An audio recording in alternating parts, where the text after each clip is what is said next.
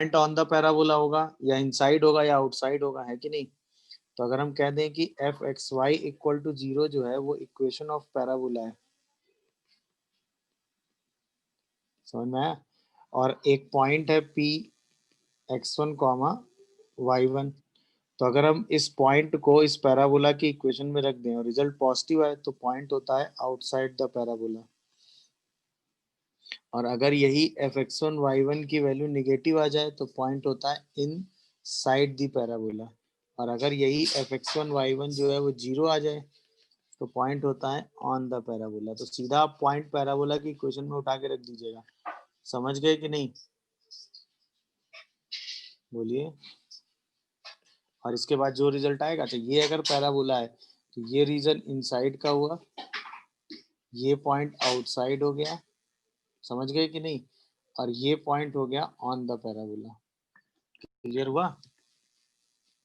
तो जहां वाले रीजन में जो कंडीशन आप लगाएंगे उसके हिसाब से आप एनालिसिस सिंप्लीफाई करके सॉल्व कर लेंगे। बोलिए, यहाँ वाले रीजन में हमने क्या पढ़ा कि f x one y one जो होगा पॉइंट रखने के बाद वो रिजल्ट कैसा होगा, निगेटिव। यहाँ वाले रीजन में क्या पढ़ा हमने कि f x one y one जो होगा वो कैसा होगा, पॉजिटिव। और यहाँ वाले रीजन में हमने क्या पढ़ा, f x one y one जो होगा वो क्या हो जाएगा, 0। तो बस ये डायग्राम अपने दिमाग में रखिएगा, तो आपको पॉइंट के हिसाब से पूरी एनालिसिस मिल जाएगी जहां जैसी सिचुएशन होगी। क्लियर है। बस तो अब जैसी सिचुएशन आएगी उसके हिसाब से आप वो एनालिसिस उठा के लगा दीजिएगा। क्लियर है भाई। चलो, तो पॉइंट कहाँ पे है ये हमने डिसाइड कर लिया, ठीक। अच्छा, इसके बाद आपने ये तो पढ़ा ही है कि अगर आपका parabola y square equal to 4x है तो इसके लिए पैरामीट्रिक पॉइंट क्या होता है, पैरामीट्रिक पॉइंट ऑन पैराबोला। याद आया, ये तो आपने पढ़ा है ना, that is 80 square comma 280, 80 square comma 280 for all T. यहीं पे अगर हम Y square equal to -4x लिखें तो क्या चेंजेस होते हैं, मैंने आपको लास्ट क्लास में बताया था। अगर Y square equal to -4x करेंगे तो यही सेम पॉइंट क्या हो जाता है, x केवल चेंज हो जाता है, तो -80 स्क्वायर कॉमा 280 ले लेते हैं। यही अगर आप x square equal to 4, x square equal to क्या कर देते हैं, 1 सेकेंड,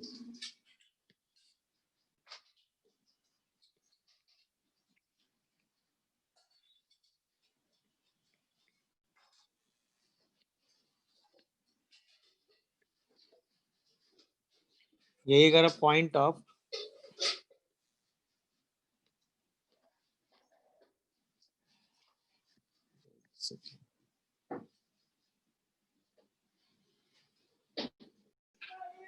हाँ भाई, यही अगर point of x square equal to 4ay ले ले तो आपने पढ़ा था ना क्या होता है, एक्स और वाई इंटरचेंज हो जाते हैं तो 280 कॉमा 80 स्क्वायर हो जाता है। ये अगर आप x square equal to -4ay ले लेते हैं तो पॉइंट क्या हो जाता है बताओ, बोलिए। 280 कॉमा -80 स्क्वायर, वाई को माइनस कर देते हैं। तो ये चीज एकदम सेट होनी चाहिए कि टी पैरामीटर पे अगर आपको सरफेस पे कोई भी पॉइंट लेना है तो उस पॉइंट को आप क्या लेंगे, ये एकदम दिमाग में सेट होना चाहिए। उसके हिसाब से आप पूरी एनालिसिस कर लेंगे। डन। बोलिए भाई, समझ में आ गया कि नहीं। चलिए, अब हम बात करने जा रहे हैं लाइन एंड पैराबोला की। लाइन एंड पैराबोला, सही है। तो यहाँ पे लाइन एंड पैराबोला पढ़ लो, या कोई भी कोनिक सेक्शन की अगर हम बात करें तो ऑब्वियसली किसी भी पैराबोला को एक लाइन या तो 2 पॉइंट पे कट करेगी, या फिर उसकी टेंजेंट होगी तो टच करते हुए चली जाएगी, या फिर वो लाइन पैराबोला के आउटसाइड होगी। इसके अलावा तो कुछ हो नहीं सकता। तो हमने कहा कि भाई एक लाइन है y equal to mx plus C, और एक कर्व है क्या, F x comma Y equal to 0। ये है suppose equation of conic. Conic का मतलब ये सेम कॉन्सेप्ट है फॉर पैराबोला हो या इलिप्स हो या फिर आपका हाइपरबोला हो।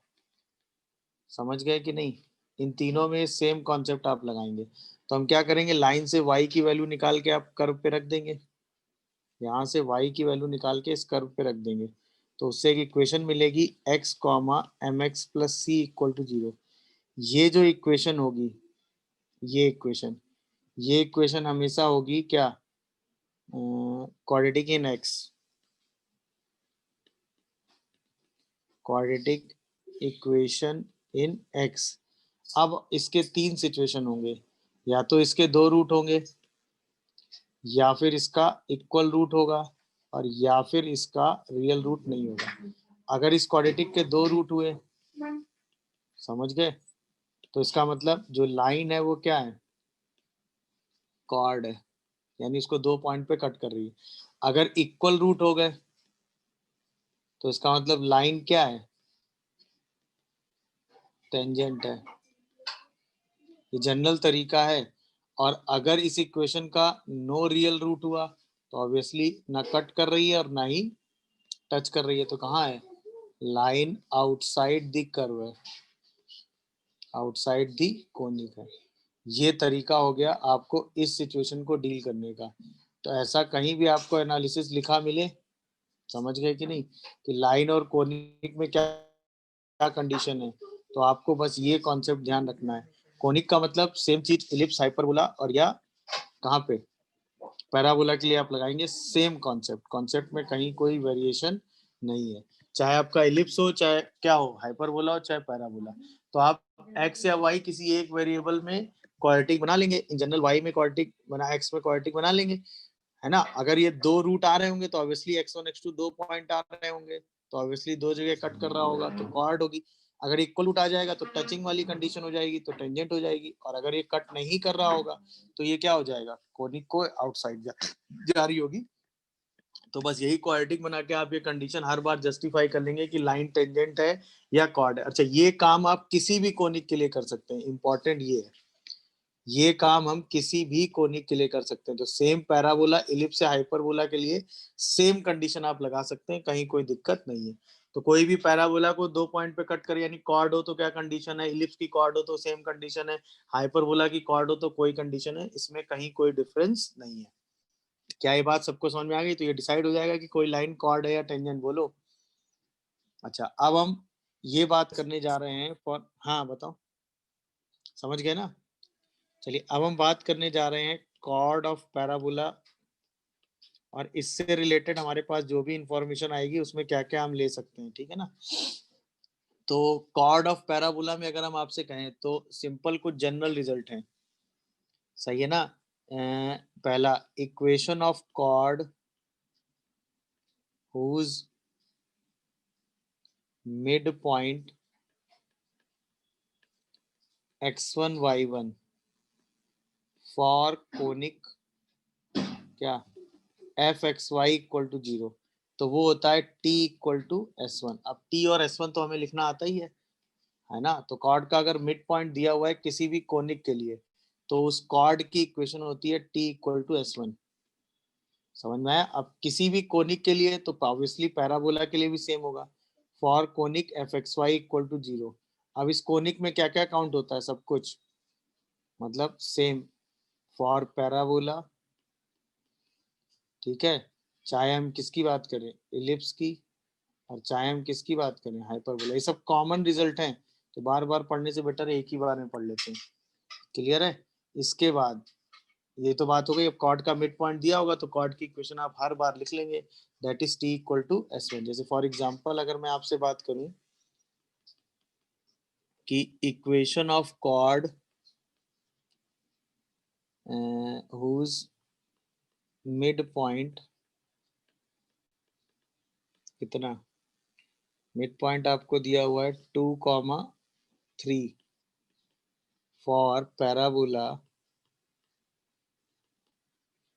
y is for parabola y square equal to, मान लेते हैं हम लोग 32x। सही है? तो आप सीधा क्या लगा दोगे result, t equal to s1 लगा दोगे सीधा, क्योंकि कॉर्ड का मिड पॉइंट दिया हुआ है।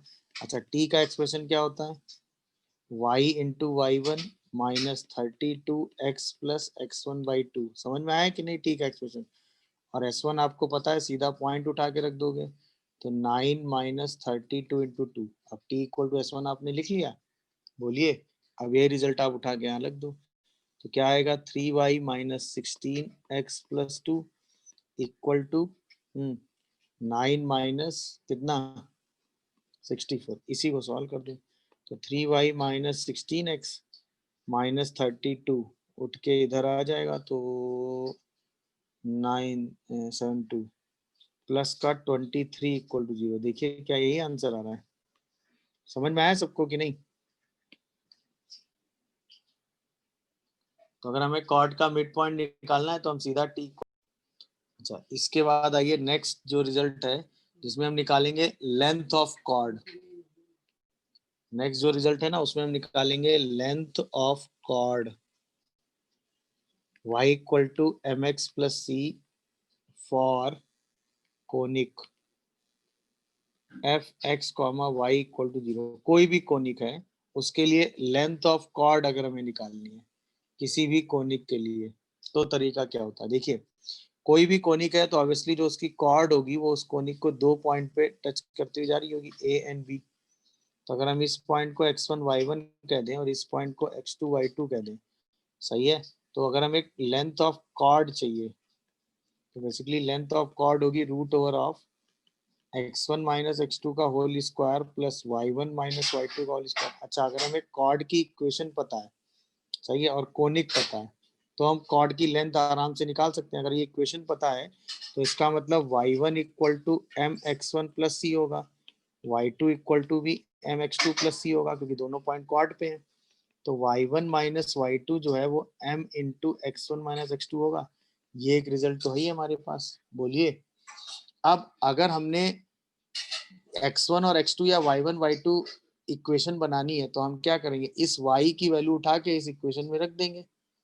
बोलिए हाँ या ना? अगर हमने कहा कि फॉर x1 एंड x2 किया तो हमने एक इक्वेशन बना ली, m y की value m x plus c equal to 0 रख दी। इसी के रूट क्या है? x1 and x2। समझ में आ रहा है कि नहीं ये बताओ? इसी के रूट क्या है भाई? बोलो। x1 and x2। यहां से हम क्या फाइंड कर लेंगे? Mod of x1 minus x2, सही है। और यहीं पे हम लेंथ ऑफ कॉर्ड का फॉर्मूला लगा देंगे, mod of x1 minus x2 root under 1 plus y1 minus y2 की जगह m x1 माइनस x2 लिखेंगे तो 1 प्लस एम स्क्वायर, जहां पे m क्या होगा? Slope of chord. ये रिजल्ट है। अच्छा, अगर हम यहीं पे फॉर y1 एंड y2 चलें तो हम जो क्वाड्रेटिक इक्वेशन बनाएंगे उसमें अब यहाँ से x की वैल्यू निकाल के यहाँ रख के y में क्वाड्रेटिक बना लेंगे, वो चॉइस है आपकी। तो अब x की वैल्यू जब रखोगे तो y minus c by m comma y बन जाएगा। इसके रूट हमारे क्या हो जाएंगे? y1 and y2। यहाँ से हम अब क्या फाइंड कर लेंगे? y1 माइनस y2 का मॉड। अब जो लेंथ ऑफ कॉर्ड का फॉर्मूला हम लगा देंगे वो क्या लगा देंगे? Mod of y1 minus y2 root under 1 plus 1 by m square, जहाँ पे m का मतलब क्या होगा? Same slope of chord. तो अगर हमें कॉर्ड की इक्वेशन पता है तो हम डायरेक्ट ये रिजल्ट दोनों उठा के लगा सकते हैं। क्या है मेरी बात समझ पा रहे हो? अगर आपने x में क्वाड्रेटिक बना ली है तो ये x वाला रिजल्ट उठा के लगा दीजिएगा। अगर आपने y में क्वाड्रेटिक बना ली है तो ये y वाला रिजल्ट उठा के लगा दीजिएगा। समझ में आया कि नहीं? अगर ये रिजल्ट याद रखने में दिक्कत हो रही है तो वो कॉन्सेप्ट जो आपने ऊपर लिखा है उसको अपने दिमाग में रखिएगा। भाई ऑब्वियसली एक इक्वेशन ये बनती है, हम सिंपल काम हर बार क्या करेंगे? देख लो, फिर से सुन लो। लाइन अगर हमें दी है और वो कॉर्ड है तो ऑब्वियसली दो पॉइंट पे कट करेगी, x1 y1 and x2 y2। मेरी बात समझ पा रहे हो कि नहीं? तो अगर हमें लाइन से y x किसी की वैल्यू पता है तो उसको उठा के इस कोनिक पे रख देंगे हम लोग। बोलिए, तो वहां से हमें x या y में क्वाड्रेटिक इक्वेशन मिल जाएगी। अगर हमें x में क्वाड्रेटिक मिल गई तो x1 माइनस x2 निकाल लेंगे। तो x1 माइनस x2 का whole square, y1 minus y2 को हम क्या लिख सकते हैं? m into x one minus x2। तो यहाँ से x1 माइनस x2 का मॉड कॉमन आएगा। अब डिफरेंस ऑफ रूट तो हम निकाल लेंगे ना।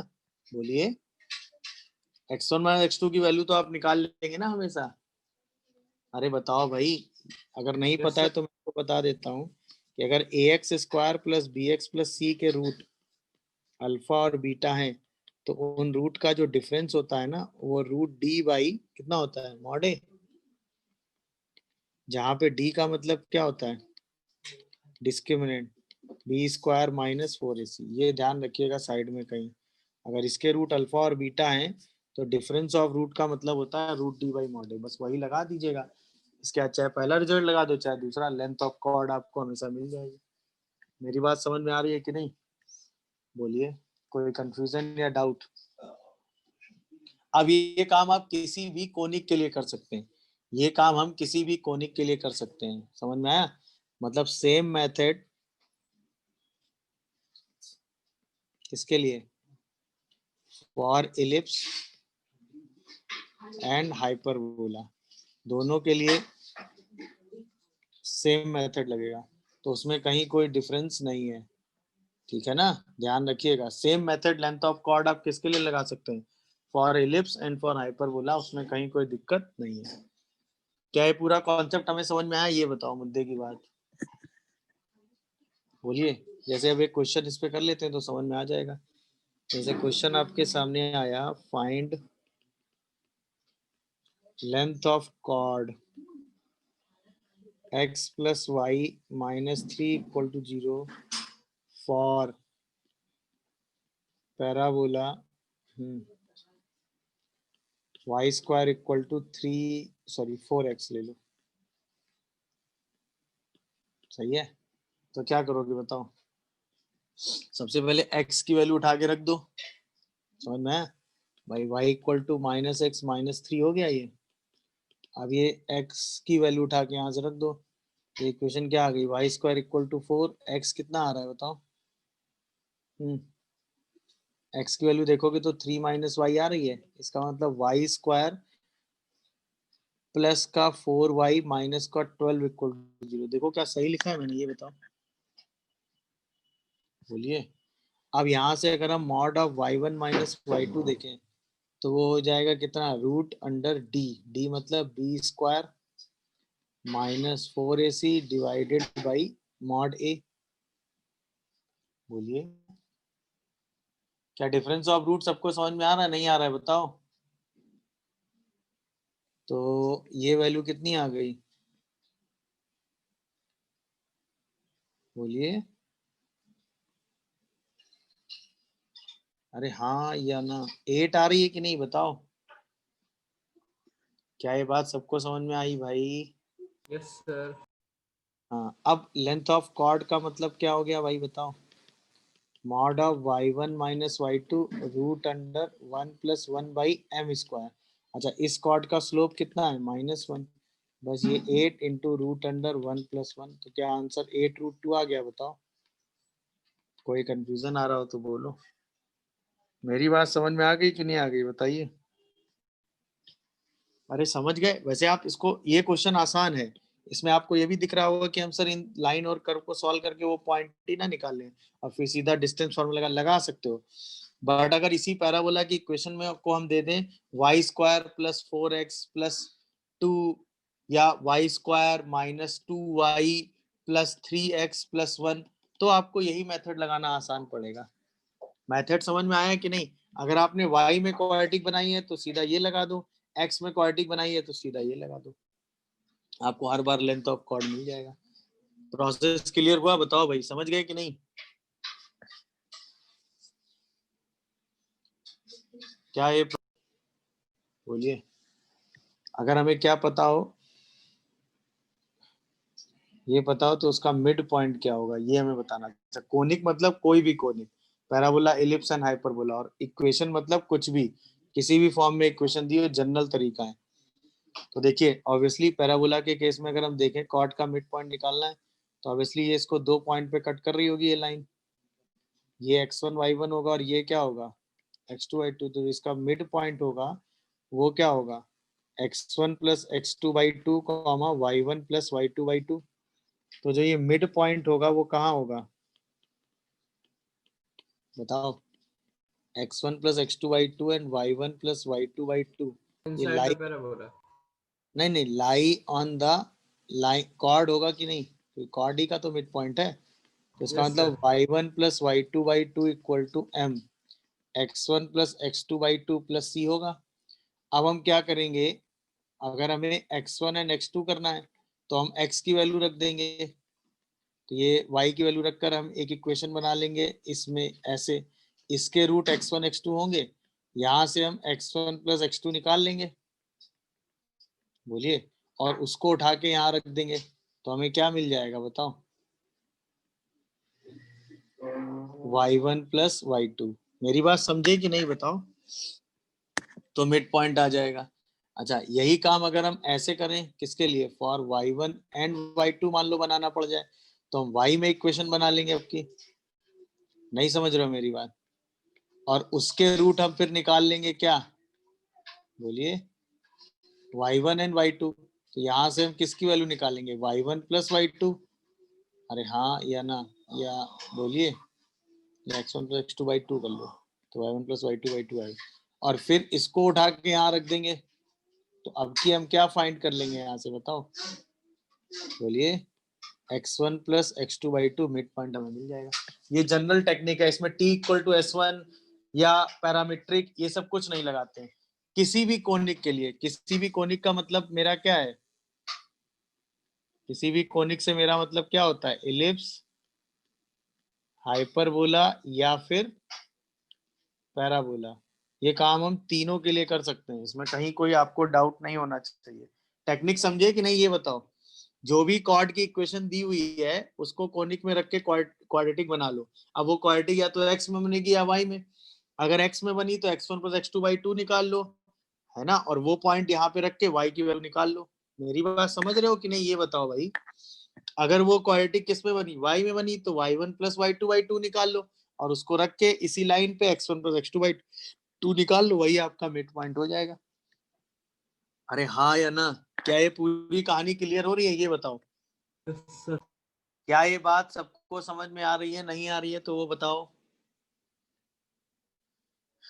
बोलिए, क्या ये कॉन्सेप्ट हमें क्लियर हो रहा है कि नहीं ये बोलो, क्या हम समझे। अब इसमें हम पैरामीट्रिक पॉइंट और ये सब चीजें निकालने के चक्कर में नहीं पड़ते हैं। क्या हमें टेक्निक समझ में आई कि नहीं आई बताओ, हम सिंपल सी बात करते हैं, कैसा भी पैराबोला हो कोई फर्क नहीं पड़ता, हमने कहा ये पॉइंट x1 y1 होगा, तो ये पॉइंट x2 y2 होगा, और मिड पॉइंट क्या होगा, x1 plus x2 by 2, y1 plus y2 by 2।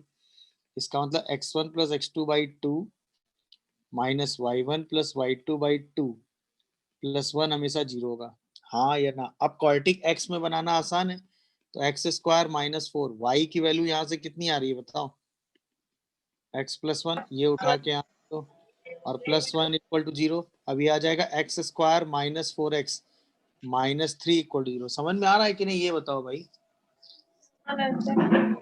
अब यहाँ से अगर x1 प्लस x2 बोले तो उसकी वैल्यू 4 आएगी, तो x1 प्लस x2 बाई 2 की वैल्यू कितनी आएगी 2, यही वैल्यू उठा के यहाँ रख दो, तो 2 minus y1 plus y2 by 2 plus 1 equal to 0 आएगा। यहाँ से y1 प्लस y2 बाई 2 कितना आ रहा है बताओ, 3। तो इसका मतलब मिड पॉइंट कितना हो गया, 2,3। क्या ये बात सबको समझ में आ रही है भाई, किसी को कोई कंफ्यूजन या डाउट हो तो बताओ। No, sir. ये जो t इक्वल टू s1 है वो किसी भी कोनिक के लिए वैलिड है, जहाँ पे ये जो एक्सप्रेशन होगा वो आपका कोनिक का एक्सप्रेशन होगा, उसके लिए t लिख लेंगे, t लिखना मैंने आपको सिखाया है, s1 लिख लेंगे। अच्छा इसके बाद ये कॉन्सेप्ट, अगर ये कॉर्ड है किसी भी कोनिक की तो उसकी लेंथ निकालने का ये कॉन्सेप्ट डन। अच्छा अगर कॉर्ड आपको पता है और आपको कॉर्ड का मिड पॉइंट निकालना है तो उसका ये कॉन्सेप्ट है। ये तीनों कॉन्सेप्ट एकदम सेम है, चाहे वो पैराबोला हो, चाहे एलिप्स हो, चाहे हाइपरबोला हो, सबके लिए सेम पेस में वैलिड है, कहीं कोई दिक्कत नहीं है। क्या ये पूरी कहानी सबको समझ में आ गई बताइए भाई,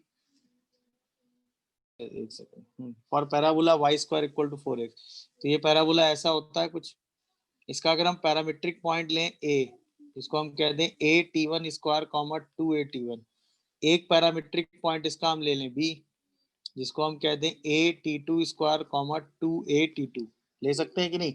तो अब बताओ, equation of chord, equation of chord A B अगर हम आपसे पूछें तो क्या होगा, सबसे पहले इस कॉर्ड का स्लोप निकालोगे तो स्लोप आएगा y2 minus y1 upon x2 minus x1, तो 2 बाई t1 प्लस t2। फिर किसी एक पॉइंट को लेके कॉर्ड की इक्वेशन लिख दोगे तो y minus 2a t1 upon x minus a t1 square equal to 2 upon t1 plus t2। तो एक तो ये है कि slope of chord 2 by t1 plus t2 होता है। अच्छा जैसे इसको सॉल्व करोगे तो ये रिजल्ट क्या आएगा, y equal to 2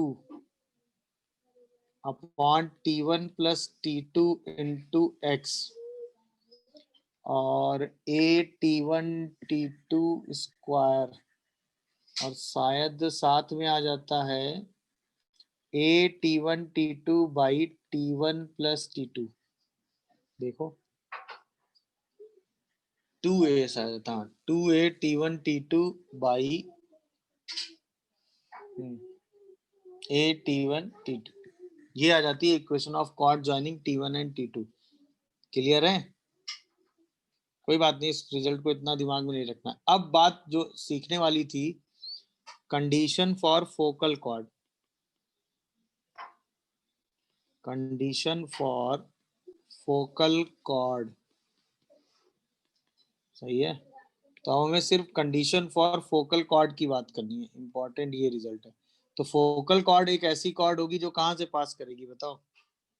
focal cord का मतलब आपने पढ़ा था ना, कॉर्ड पासेस थ्रू,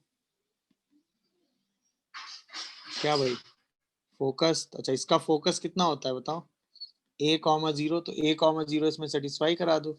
जैसे ही सेटिस्फाई कराओगे तो 2a प्लस 2a_t1 t2 0 आएगा। इसका मतलब t1 इंटू t2 कितना हो जाएगा, -1। समझ गए कि नहीं, बोलिए। अब t1 इंटू t2 कितना हो गया भाई, -1।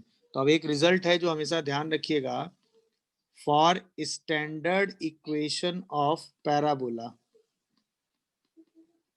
For standard equation of parabola, chord joining parametric point, इसके लिए पैरामीटर है t1 एंड t2 इज, अगर वो फोकल कॉर्ड है, सही है, तो t1 इंटू t2 हमेशा क्या होता है, -1।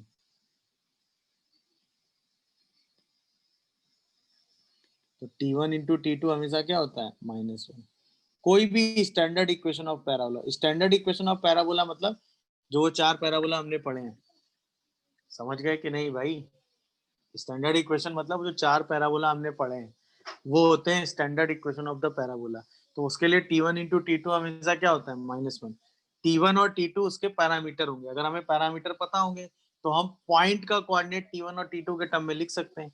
पॉइंट का कोऑर्डिनेट अगर हम t1 और t2 के टर्म में लिख देंगे, है ना, तो t1 इंटू t2 -1 करके हम हमेशा सिचुएशन एंड सॉल्व करके अपना आंसर निकाल लिया करेंगे। अच्छा, इसमें मैंने आपको ये समझाया है, जैसे ये आपने ज्वाइन किया, तो अगर ये पैरामीटर t1 है तो ये पैरामीटर -1/t1 होगा।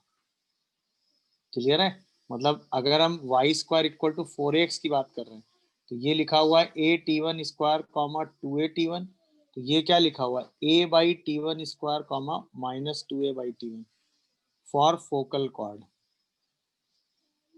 क्योंकि ये फोकस से पास कर रहा है। सही है? अच्छा, इस रिजल्ट में मैं आपको पढ़ाना ये चाह रहा था, मान लो यही रिजल्ट अगर x² = 4ay के लिए लिखना हो तो भी सेम होता है। अगर ये इसकी फोकल कॉर्ड है, सॉरी डायग्राम x² = 4ay के हिसाब से बना लेते हैं। अगर ये पैराबोला ऐसा है और फिर ये इसकी फोकल कॉर्ड है जो कि इसके फोकस से ही पास कर रही है, और ये a ये भी है। अब अगर ये पैरामीटर t1 है तो ये पैरामीटर -1/t1 ही होगा। अब याद है, इसके लिए पैरामीट्रिक पॉइंट आप x और y कोऑर्डिनेट चेंज करके लिखते हैं, तो ये 2a_t1 और ये a_t1 स्क्वायर होता है, समझ में आ रहा होगा। तो अब ये वाला क्या लिखोगे, -2a/t1, a/t1 स्क्वायर। दोनों में कोई डिफरेंस नहीं, अभी भी t1 इंटू t2 का प्रोडक्ट क्या होगा, -1। मेरी बात क्लियर हो रही है कि नहीं? तो ये रिजल्ट ध्यान रखिएगा, अगर t1 और t2 को ज्वाइन करने वाली कॉर्ड फोकल कॉर्ड है तो t1 इंटू t2 -1 होता है for standard equation of the parabola. तो अब स्टैंडर्ड इक्वेशन में t1 t2 वाला रिजल्ट आप लिख ही लेते हैं, बोलिए। तो उसके हिसाब से पैरामीट्रिक पॉइंट लिख लेंगे, तो अगर एक t होगा तो दूसरा -1/t कर देंगे, अगर वो एंड पॉइंट ऑफ क्या है, फोकल कॉर्ड है। तो अगर एक एंड उसका t है तो दूसरा एंड हमेशा क्या होता है, पैरामीट्रिक एंड, 1/t। मेरी बात समझ रहे हो कि नहीं भाई, बोलिए। अच्छा, फिर एक इंपॉर्टेंट रिजल्ट है जिस पर बेस क्वेश्चन पूछा गया है कि अगर A F B is focal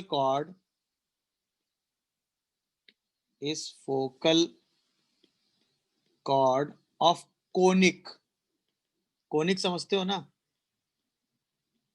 parabola, ellipse या हाइपरबोला, सब में सेम होता है, इसलिए एक बार में लिखवा दे रहा हूं, ठीक है, ठीक है। देन हार्मोनिक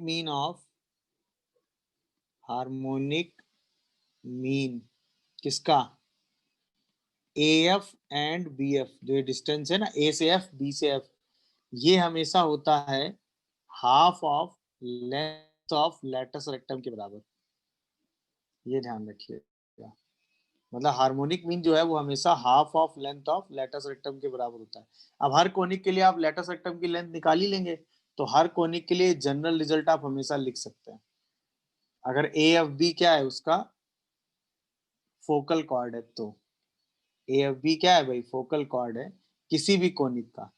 तो जो दो सेगमेंट बनते हैं ना ए एफ और एफ बी, उसका जो हार्मोनिक मीन होता है वो हमेशा, जैसे ये है कॉर्ड ए बी और ये इसका फोकस है एफ, तो ये जो ए एफ और इसका है, ये दोनों सेगमेंट का हार्मोनिक मीन जो है ना, वो हमेशा किसके बराबर होता है, जैसे Y square equal to 4x अगर हम ये पैराबोला ले लें, तो हम कहेंगे कि harmonic mean of A F and F B ये हमेशा हाफ ऑफ लैटिस रेक्टम के बराबर होगा, ऐसी सिचुएशन है।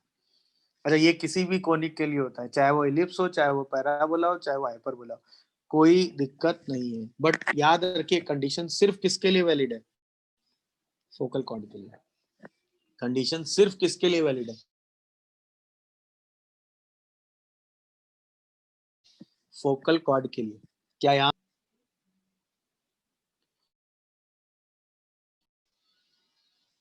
हाँ भाई, क्या हमें फोकल कॉर्ड का आंसर मिला, नहीं मिल रहा है बताओ भाई, यही तो है सिचुएशन। और पैराबोला है Y square equal to 8x, तो 8x की वैल्यू यहां से निकाल लो, 2x कितना आ रहा है 3y माइनस 8, तो यहाँ पे जब वैल्यू रखोगे तो 4 × 3y माइनस 8, तो y square minus 12y plus 32 zero. अगर हम इसके रूट y1 और y2 कहेंगे तो y1 प्लस y2 कितना आ जाएगा 12, y2 करेंगे तो 6।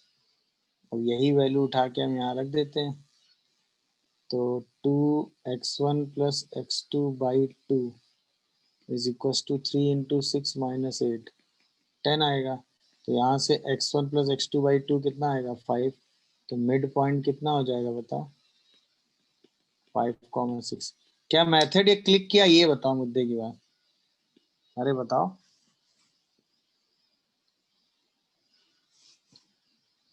क्या भाई, सिंपल सी बात है कि ये एक फोकल कॉर्ड है, ऑब्वियसली अगर ये एक फोकल कॉर्ड है, तो अगर हम Y square equal to 4x की बात कर रहे हैं, इस एंड को अगर हम एटी स्क्वायर कॉमा 280 लेंगे और ये एक फोकल कॉर्ड है, तो ये एंड -1/t होगा, तो एटी स्क्वायर कॉमा -2a/t होगा। अच्छा, तीसरा वाला एंड जो है वो क्या दिया हुआ है बताओ, ओरिजिन, तो इसको हम 0 0 ले लें। अब हमें यही ट्रायंगल बना के इसी ट्रायंगल का क्या निकालना है, सेंट्रॉइड का लोकस। तो मान लेते हैं इस ट्रायंगल का सेंट्रॉइड h कॉमा k है, तो h की वैल्यू कितनी हो गई, eighty square plus a/t square plus 0/3, और k की वैल्यू कितनी हो गई बताओ 2at माइनस 2a/t/3। तो यहाँ से t square plus 1/t square कितना आया 3h/a, और यहाँ से t माइनस 1/t कितना आ रहा है बताओ 3h/2a। अब तो क्वेश्चन आराम से हो जाएगा, इसी का स्क्वायर कर दो, तो t square plus 1/t square minus 2 is equal to 9h² / 4a²। ये वैल्यू उठा के यहाँ रख दो, यहाँ से। मेरी बात समझ रहे हो कि नहीं भाई, जैसे इसको यहाँ रखोगे तो आपका आंसर क्या आ जाएगा बताओ, 3k आता है सर जी, हाँ क्या आ जाएगा, तो अब आपका आंसर क्या आएगा बताइए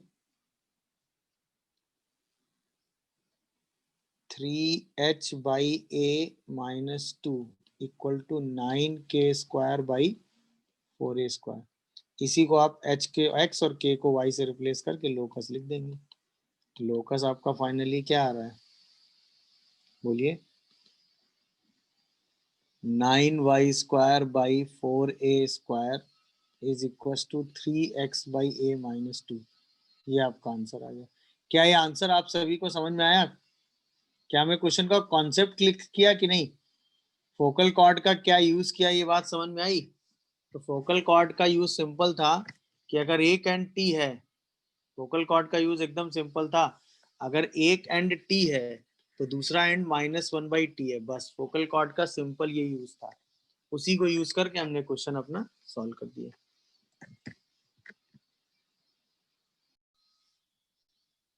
यस सर। सही है। सबसे पहले क्यू पॉइंट लिख लो, 4a की वैल्यू 2 हो गई, तो क्या ये 2t, 2t² होगा? बोलो। यानी 4t, 2t²। और ओ पॉइंट आपको ओरिजिन दिया हुआ है 0 0, इसी ओ क्यू लाइन को आप मिला रहे हैं, तो जो वेरिएबल पॉइंट पी आ रहा है वो किस रेशियो में डिवाइड कर रहा है? ओ क्यू लाइन को 1:3 में। इसी पी पॉइंट को आप h, k बोल दो। ओ से रेशियो मेजर हो रहा है ना, तो h की वैल्यू कितनी आ रही है बताओ? 4। h की वैल्यू कितनी आ रही है? 1/4 t। और k की वैल्यू कितनी आ रही है बताओ? t²/2। 2t² / 4 मतलब t²/2। बस t की वैल्यू उठा के आपको रखनी है। जैसे आप इसमें t की वैल्यू यहाँ रख देंगे तो यहाँ से k कितना आ जाएगा? h²/2 मतलब y is equal to x²। ये आंसर है कोई ऑप्शन बी? दिख गया होगा भाई सबको, नहीं? तो बस पैरामीट्रिक पॉइंट आपको 280, a² ले लेना था। ये समझ गए कि नहीं? ये पैरामीट्रिक पॉइंट कहाँ से लिया गया? 280, a²।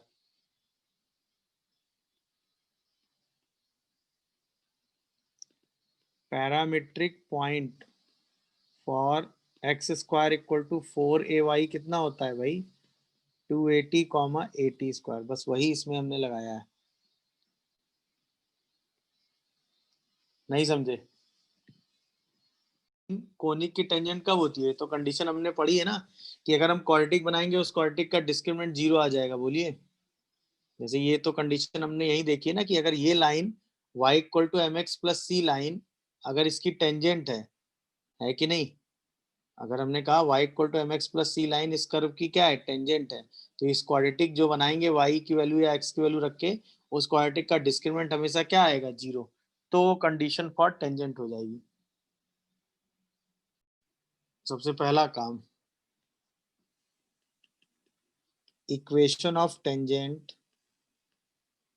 ठीक है? Equation of tangent at point x1, y1, ये कहाँ है? ऑन द कोनिक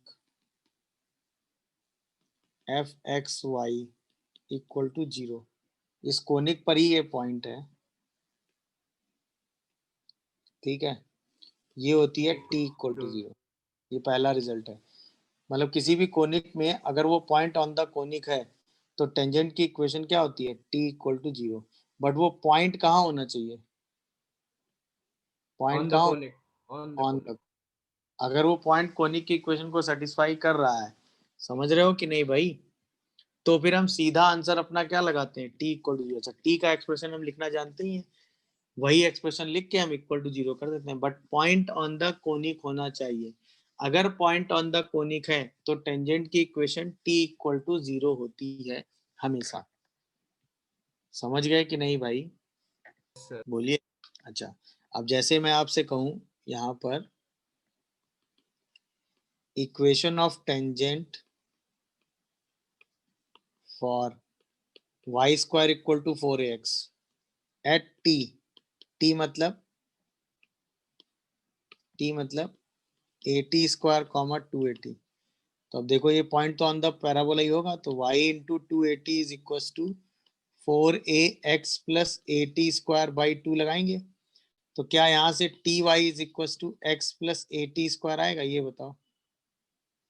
अरे हाँ या ना, T y is equal to x plus A T square. किसी को कोई कंफ्यूजन या डाउट आ रहा हो तो बोलो। क्या ये मेरी बात सबको समझ में आ गई, बताइए। T y is equal to x plus A T square, क्या यही आंसर आएगा, हाँ या ना? Yes sir. अब ध्यान से देखिएगा, Y square equal to 4x अगर पैराबोला हो, या y square equal to -4x हो, या x square equal to 4ay हो, या x square equal to -4ay हो। सही है। सबके लिए हम लिखने जा रहे हैं क्या, equation of tangent eight parametric point. अच्छा, सबके लिए हम पैरामीट्रिक पॉइंट तो अलग अलग लिख ही लेते हैं, तो वो पैरामीट्रिक पॉइंट टी मान लेते हैं। अब इनमें से किसी भी टाइप का पैराबोला आ जाए, ये सारे स्टैंडर्ड हैं, तो क्या हम सबके लिए इक्वेशन ऑफ टेंजेंट लिख सकते हैं 1 बाई 1? अच्छा, सब में चेंज आपने पढ़ा है ना, तो किसी एक के लिए आप अपने दिमाग में रख लो, दूसरे के लिए उसी समय आप चेंज करके इक्वेशन बना देना। सही है। जैसे आपने इसके लिए पढ़ा, t y is equal to x plus A T square, यहाँ से यहाँ जाने में एक्स को माइनस एक्स रखते हैं, तो t Y equal to minus x plus A T square. यहाँ से यहाँ जाने में एक्स और वाई को इंटरचेंज कर देते हैं, तो t x is equal to y plus A T square. और यहाँ से यहाँ जाने में, बोलो, y को माइनस से रिप्लेस कर देते हैं, तो आंसर क्या आएगा, t x is equal to minus y plus A T square. अब जहां जैसी सिचुएशन आ जाएगी वहां आप पैरामीटर वाला फॉर्मूला लगा दीजिएगा। याद रखने का टेक्निक समझ में आया कि नहीं? जो चेंज हमने इक्वेशन के रिजल्ट्स में सीखे हैं, बस वही चेंज हमको यहाँ लगाना होता है पैरामीटर में, और कुछ नहीं करना होता है। क्या ये बात सबको क्लियर हो रही है, बोलो। ध्यान रखिएगा, एकदम एक रिजल्ट आपके पास है, जनरली तो वैसे इसी से काम हो जाता है, यस सर। बट अगर ये लिख दिया गया तो घबराने की जरूरत नहीं है। इसका पता है ना, T Y equal to x plus A T square, बोलो। Yes sir. तो बस उसी रिजल्ट में हमें क्या लिखना है, एक्स और वाई इंटरचेंज कर देने हैं, यानी t x is equal to y plus A T square. बस सिंपल ये कॉन्सेप्ट लगा देना है, तो उसी पैरामीटर दूसरे पैरामीटर पे हम सेम रिजल्ट उठा के लिख लेंगे। बट ये रिजल्ट पैरामीट्रिक के केस में है और स्टैंडर्ड पैराबोला में है, ठीक है, क्योंकि वही पैरामीटर के केस में आएगा, वरना ये सारे रिजल्ट टी इक्वल टू 0 लगा के ही लिखे गए। तो अगर पैरामीट्रिक पॉइंट हमारे दिमाग में है तो टी इक्वल टू 0 भी सोच सकते हो, वो दिक्कत नहीं है। क्या ये बात हम सभी को क्लियर होती है, ये बताओ। अब हम आते हैं नेक्स्ट अपने equation of m slope tangent. Equation of m slope tangent for y square equal to 4ax। अब Y square equal to 4ax के लिए एम स्लोप टेंजेंट की अगर आप इक्वेशन लिखोगे तो वो होती है y equal to M x plus a by m. वो क्या होती है, y equal to M x plus a by m. यहाँ पे हमें m स्लोप दिया होगा, तो हमें equation y square equal to 4x के लिए कर देंगे। अब ये सब बताने की जरूरत नहीं है, अगर हम यही चीज same as y minus sorry beta का whole square equal to 4ax minus alpha के लिए लिखें, तो equation of m slope tangent में क्या चेंज आएगा, बताओ भाई। y की जगह क्या आ जाएगा, y माइनस बीटा, x की जगह क्या आ जाएगा, x माइनस अल्फा, और a तो वही रहेगा। क्या ये बात समझ में आती है, बताओ। तो वो एकदम वही चीज है, y equal to M x plus a by m for m slope tangent. अगर आपको m स्लोप पता है तो आप टेंजेंट की इक्वेशन यही वाला सेम रिजल्ट लगा के देखते हो, वही कैपिटल Y स्मॉल y वाला कॉन्सेप्ट हो गया। क्या ये बात मेरी समझ में आ रही है, ये बताओ। अरे हाँ यस या ना? सर। कहीं कोई कंफ्यूजन या डाउट हो तो बोलो।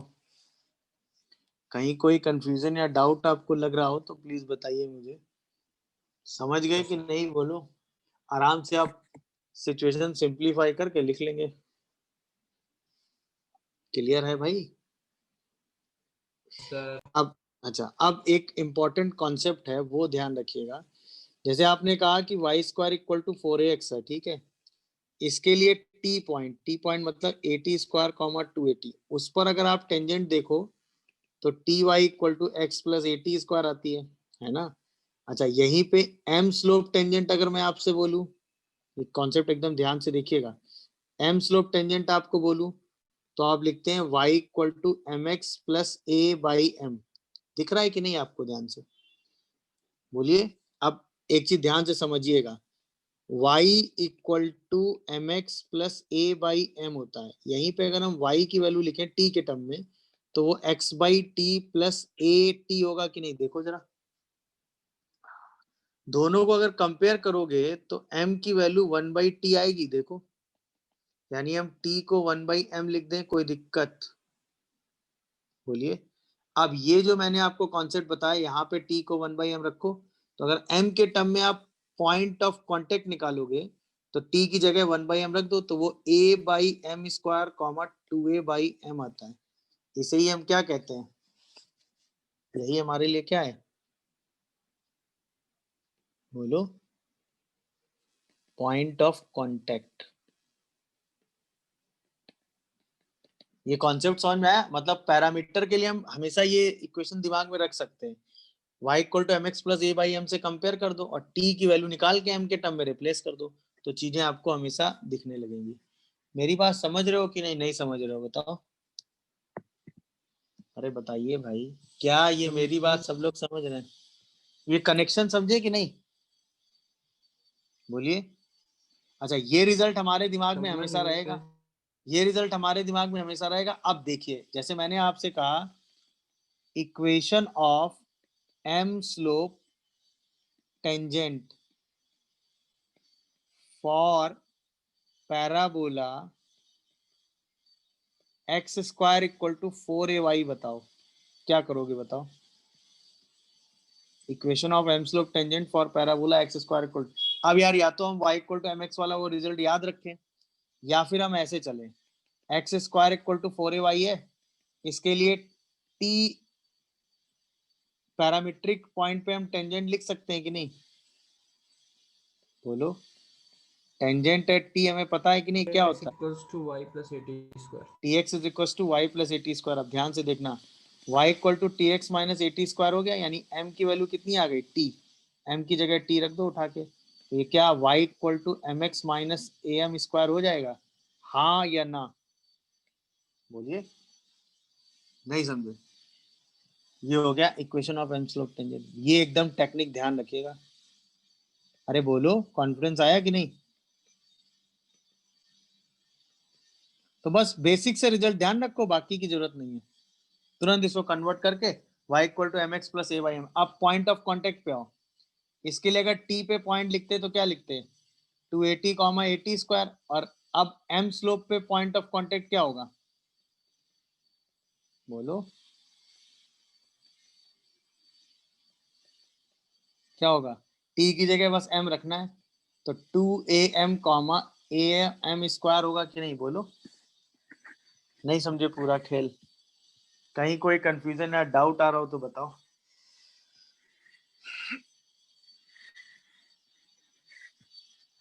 अरे बोलो भाई, कहीं कोई कंफ्यूजन या डाउट आ रहा हो तो बोलो।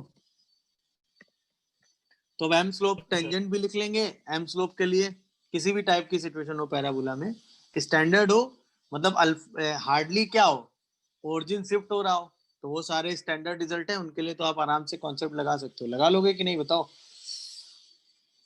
और इसके लिए आप अपने दिमाग में रिजल्ट बता लो, y equal to M x plus a by m, और इससे इसका कनेक्शन देख लो, ये चीज कैसे सोचते हैं। अब ये वाला आ जाए तो ये आपको पता ही रहेगा, बस y equal to M x वाली फॉर्म में लिखना, और इस वाले x जो भी x का कोफिशिएंट हो उसको m से रिप्लेस कर देना, तो t की value in terms of m मिल जाएगी, खट से रिप्लेस करोगे ये आ जाएगा, और यहाँ पे t को m से रिप्लेस करके पैरामीट्रिक पॉइंट भी निकाल सकते हो, मतलब वही पॉइंट ऑफ कॉन्टेक्ट निकाल सकते हो।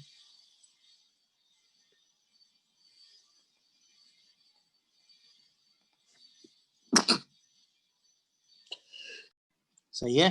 तुरंत दिमाग यहां से चलोगे, tx is equal to y minus a t, sorry, tx is equal to minus y plus a t square, यही लिखते हो कि नहीं? बताओ। तो y क्या आ जाता है? tx minus T x plus a t square. बोलो।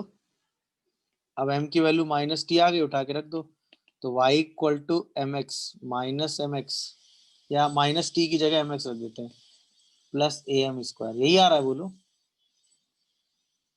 नहीं क्या? Yes sir. अरे हाँ, अच्छा इसके लिए पॉइंट का कोऑर्डिनेट क्या आता है? Parametric point. टी जो पॉइंट लिखते हो वो क्या आता है? 280 comma minus 80 square. Am I correct और नॉट?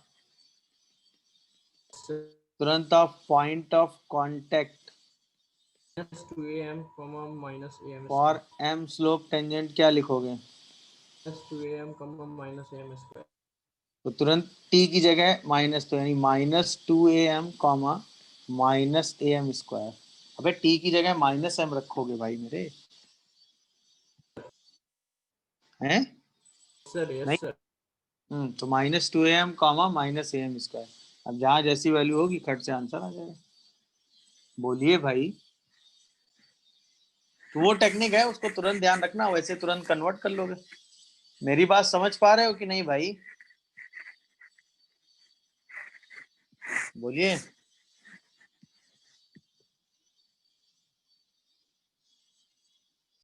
सर हाँ, ये मेथड किसी भी कोनिक के लिए वैलिड है, मतलब सेम किसके लिए? इलिप्स हाइपरबोला हाँ, सबके लिए। For parabola ellipse hyperbola. या इलिप्स या हाइपरबोला, सबके लिए।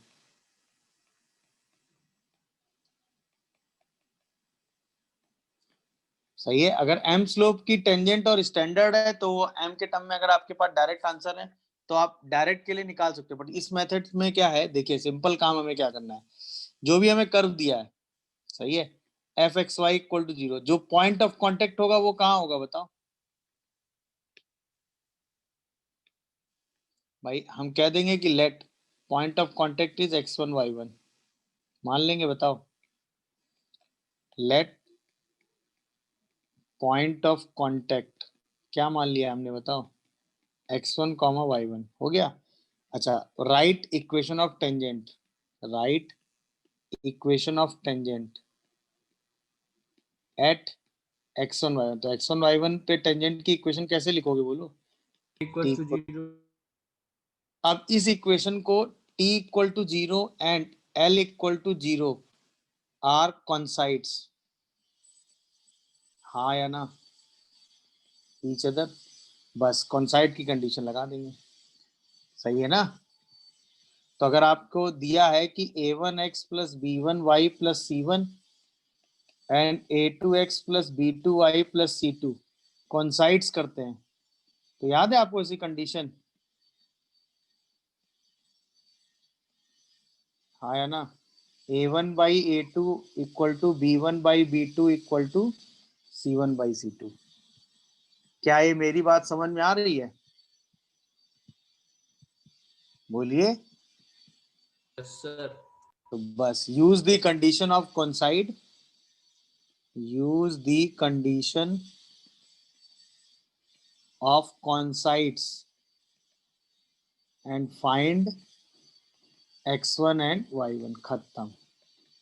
ये किसी भी सिचुएशन में आपको लगाना है।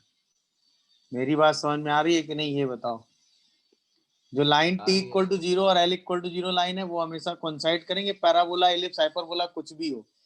x1 y1 पे t इक्वल टू 0 लिख लेना और गिवन इक्वेशन को कंपेयर कर देना, तो वहां से आपको x1 y1 की वैल्यू आराम से हर बार मिल जाएगी।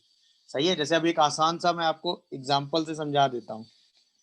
जैसे याद होगा, अगर मैं parabola y square equal to 4x लूं, लिया, और उसके लिए मैं लिखूं equation of m slope tangent, अभी आपने लिखी है थोड़ी देर पहले, क्या लिखी थी बताओ?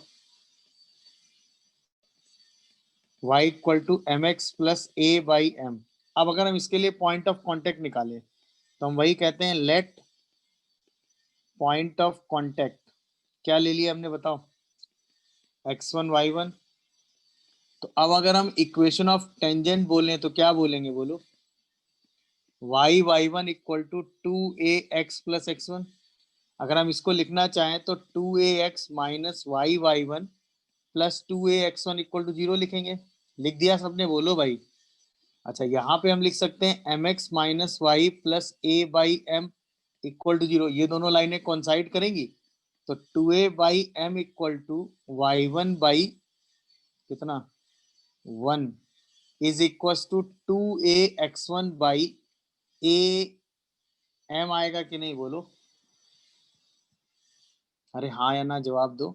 अब बताओ दोनों को इक्वल करोगे तो y1 कितना आ गया 2a/m, इन दोनों को इक्वल करो जरा, और यहां से बताओ x1 कितना आ रहा है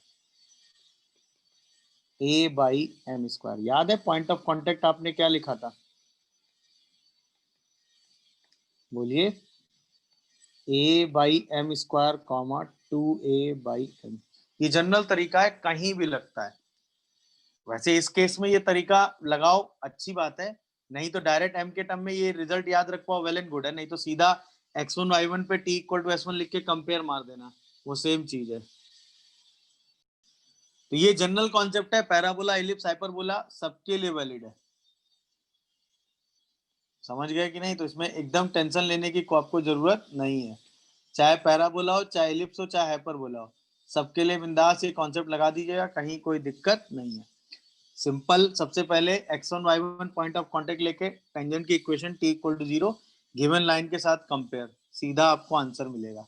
कहीं कोई कंफ्यूजन या डाउट हो तो बताओ, बोलिए भाई।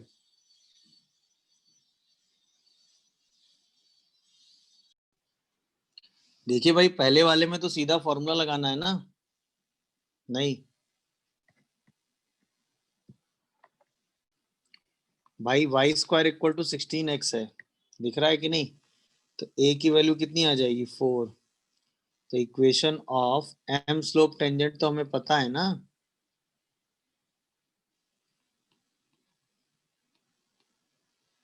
कितनी होती है y equal to mx plus a/m। अब एक बार फॉर पैरेलल है तो m कितना आ जाएगा सेम 2। तब इक्वेशन ऑफ टेंजेंट क्या लिखोगे, y equal to 2x plus 4/2, और एक बार फॉर परपेंडिकुलर है, नहीं क्या? तब m कितना आ जाएगा -1/2। तब टेंजेंट क्या लिखोगे, y इक्वल टू -x/2 -8। अरे हाँ या ना? तो पहले वाले में पॉइंट ऑफ कांटेक्ट कितना आएगा, बोलिए। पॉइंट ऑफ कांटेक्ट याद है a/m² कॉमा 2a/m होता है, दिखा? तो पहले वाले के लिए कितना आ रहा है, m की वैल्यू 2 रख, 1,4 तो 4/4 कॉमा 2a मतलब, तो ये a को रख देंगे 4, तो 8 आएगा। 1,8/2 4। तो पहले में 1,4 आएगा और दूसरे में कितना आ जाएगा, इसको कितना रख देंगे -1/2 ना, तो 4 4 16 कॉमा 16 16 कॉमा -16, बोलो भाई। Yes sir. समझ गए कि नहीं टेक्निक, ये बताओ। समझ गए। तो ये इसके लिए आ गया, ये इसके लिए आ गया पॉइंट ऑफ कांटेक्ट। वही a/m² कॉमा 2a/m लगा दिया है, क्योंकि ये तो जनरल है ना पैराबोला। अरे हाँ या ना, क्लियर हुआ कि नहीं एम स्लोप टेंजेंट का कॉन्सेप्ट, बोलो। यस चलो अगला क्वेश्चन देखो जरा, देखें इसमें क्या दिमाग लगाओगे। हाँ भाई, इस क्वेश्चन को करने के दो मेथड है मेरे पास, मैं दोनों आपको बता रहा हूँ। पहला मेथड देखिए, कोई भी लाइन कर्व की टेंजेंट कब होती है, कोई भी लाइन कर्व की टेंजेंट कब होती है, जब उससे बनने वाली क्वाड्रेटिक का डिस्क्रिमिनेंट क्या हो 0। इसका मतलब क्या लिखोगे 3y², ठीक है, is equal to 4a। 3x की वैल्यू कितनी होगी y प्लस 3/2 -1। दिखा कि नहीं मैंने ये क्या किया, बताओ। हमने बस x की वैल्यू उठा के यहाँ रख दी है, क्योंकि y में क्वाड्रेटिक बन जाएगी।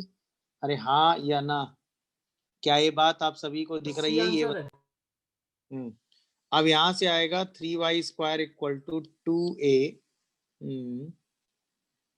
2a 3y प्लस 9 - 2, यानी कि 14/3 3y² माइनस 6ay, और साथ में ये कितना आ जाएगा बताओ, 7 इंटू 2 14 ए इक्वल टू 0। अब इसी का डिस्क्रिमिनेंट क्या होना चाहिए? 0।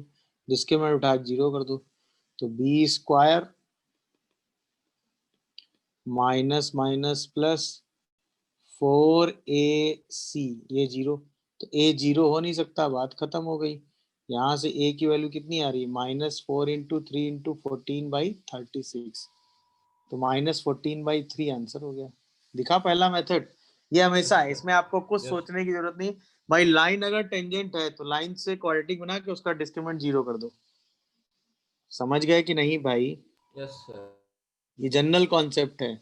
अच्छा, चूंकि ये पैराबोला स्टैंडर्ड था तो दूसरा मेथड भी आप लगा सकते थे। क्योंकि ये पैराबोला कैसा था? स्टैंडर्ड था। तो उसके लिए आपने पढ़ा है ना भाई, y इक्वल टू एम। अच्छा, x की जगह x माइनस 1/3 लिखा हुआ है और प्लस a/m। अच्छा, इक्वेशन आपको दी हुई है क्या? 2x minus 3। दिखा कि नहीं? तो दोनों को जैसे ही कंपेयर करोगे तो m की वैल्यू कितनी मिल जाएगी? 2। अच्छा, यहां से a/m की वैल्यू कितनी मिलेगी? a/m माइनस m/3 जो है वो -3 हो जाएगा। m की वैल्यू यहाँ उठा के रख देंगे। दिख रहा है कि नहीं? जैसे रखोगे तो a/2 इक्वल टू -3 और प्लस का 3/2 आ जाएगा। देखो 2/3 आ जाएगा। तो यहाँ से a की वैल्यू कितनी आ जाएगी? -14/3। ये दूसरा मेथड हो गया। क्या है, दोनों मेथड आपको दिख रहे हैं? अरे बोलो भाई, अरे हाँ या ना? ये बात समझ में आई कि नहीं बताओ? Yes, sir. Yes, sir. दोनों हैं, दोनों तरीके में जो आपको समझ में आ जाए। क्योंकि यहाँ पे स्टैंडर्ड है ना, तो आप ये दूसरा मेथड भी लगा सकते हैं। पहला वाला जो मेथड है वो किसी भी सिचुएशन के लिए वैलिड है, सेम पेस में। कौन सा मेथड लगाया था वैसे आपने? क्वेश्चन एक साथ हैं इसमें, समझ गए कि नहीं भाई? सबसे पहले पैराबोला के लिए टेंजेंट लिखनी है, तो 1,7 ऑन द पैराबोला है, ये ऑब्जर्वेशन था। ऑब्जर्वेशन है तो सीधा क्या लिखोगे? y into y one is ना y की जगह क्या लिखते हैं? y plus y1/2। t equal to 0 लिख रहे हो ना?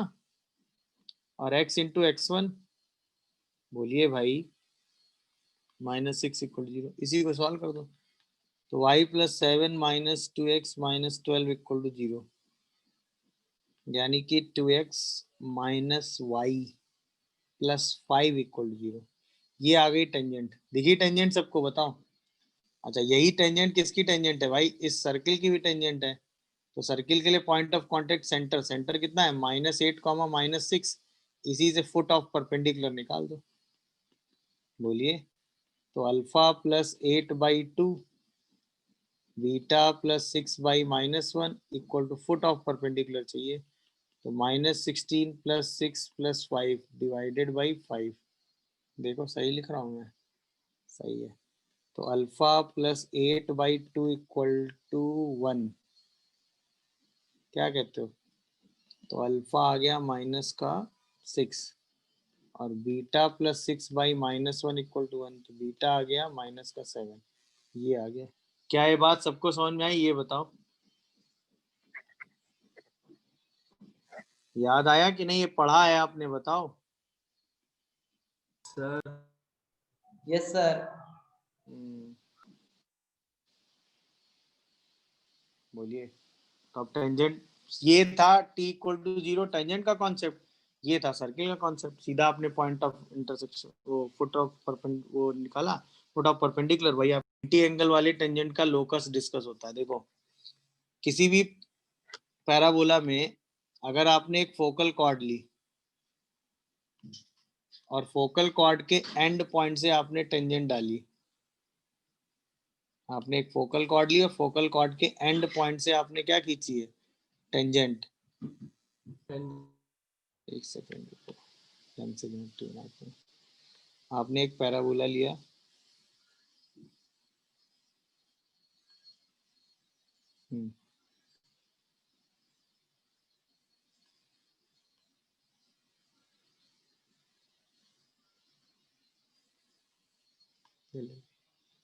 और पैराबोला की कोई भी एक फोकल कॉर्ड खींची।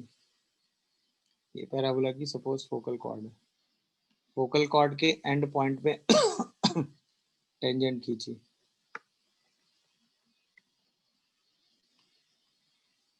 ठीक है, तो उस टेंजेंट का जो पॉइंट ऑफ इंटरसेक्शन होता है वो हमेशा डायरेक्ट्रिक्स पे होता है।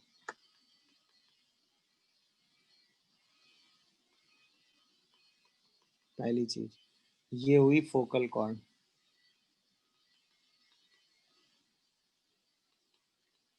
सही है, और उसके बीच का जो एंगल होता है वो होता है 90 डिग्री। ये हुई टेंजेंट।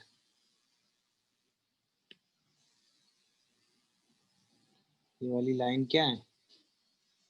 टेंजेंट, सॉरी,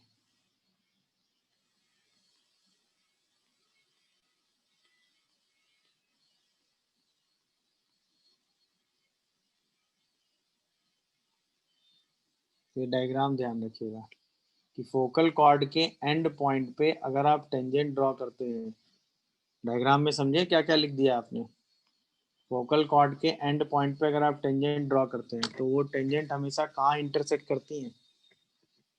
डायरेक्ट्रिक्स पे, ठीक है, या डायरेक्ट्रिक्स के किसी भी पॉइंट से अगर आप दो टेंजेंट ड्रॉ करते हैं तो उसका जो कॉर्ड ऑफ कांटेक्ट होता है वो क्या होता है? फोकल कॉर्ड, के एंड पॉइंट। वो हमेशा फोकस से पास करता है, पहली चीज। अच्छा, इसके बाद अगर फोकल कॉर्ड के एंड पॉइंट से टेंजेंट खींचेंगे तो उनके बीच का एंगल क्या होगा? 90। अब अगर आपने किसी भी पॉइंट से टेंजेंट खींची और उनके बीच का एंगल 90 है तो उन पॉइंट का लोकस क्या होगा? डायरेक्ट्रिक्स। समझ में आया? मतलब locus of a point for which two perpendicular tangent can be drawn for a given parabola is the directrix of parabola. ये चार रिजल्ट हैं इस पूरे डायग्राम में। समझ में आया कि नहीं? मतलब लोकस किसका? Of a point, locus of a point for which two perpendicular tangent drawn to parabola, उसे हम क्या कहते हैं? Directrix of parabola. इस पर बेस क्वेश्चन 2 बार पूछा गया अब तक, क्लियर? और अगर फोकल कॉर्ड के एंड पॉइंट से खींचा गया तो उसको आप आराम से क्या कहेंगे? 90 एंगल पे इंटरसेक्ट करेगा, और वो कहाँ इंटरसेक्ट करेगा? डायरेक्ट्रिक्स पे। डायरेक्ट्रिक्स से किसी भी पॉइंट से अगर आप टेंजेंट खींचेंगे तो उसका जो कॉर्ड ऑफ कांटेक्ट आएगा वो हमेशा क्या आएगा? Focal cord.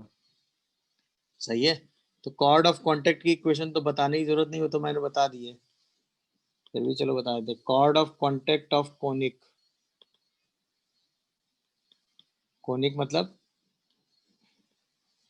Parabola, ellipse and hyperbola. Conic का मतलब क्या हो गया भाई? पैराबोला, इलिप्स और हाइपरबोला सब हो गया कोनिक में। समझ में आया?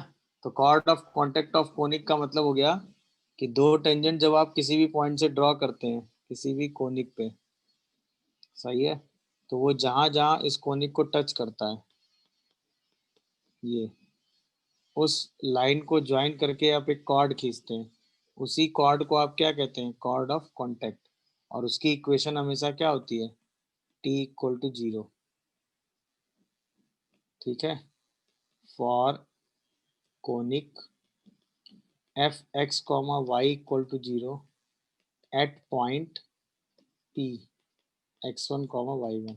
बस वहां से ये एक्सप्रेशन उठा के लिख दीजिए, कॉर्ड ऑफ कांटेक्ट निकल आएगा। समझ में आया? अब यहीं पे हो, डायरेक्ट्रिक्स से किसी भी पॉइंट से अगर आप पैराबोला पे कॉर्ड खींचते हैं तो वो कॉर्ड हमेशा एक फिक्स पॉइंट से पास करती है, और वो फिक्स पॉइंट क्या होता है? बोलो। वो फिक्स पॉइंट हमेशा क्या होता है? फोकस। क्या ये बात समझ में आती है सबको? बोलिए।